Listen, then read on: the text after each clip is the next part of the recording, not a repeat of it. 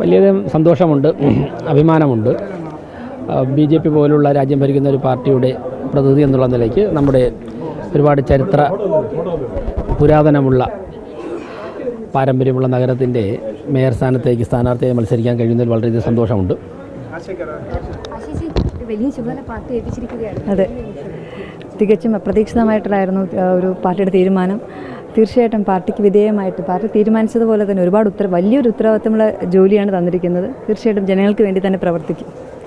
വലിയ ഉത്തരവാദിത്വം, വലിയ സന്തോഷം, അഭിനന്ദനങ്ങൾ. എന്തായാലും ഡെപ്യൂട്ടി മേയർ സ്ഥാനത്തേക്ക് ആശാനാഥ് മത്സരിക്കുകയാണ്, മേയർ സ്ഥാനത്തേക്ക് VV രാജേഷും മത്സരിക്കുകയാണ്.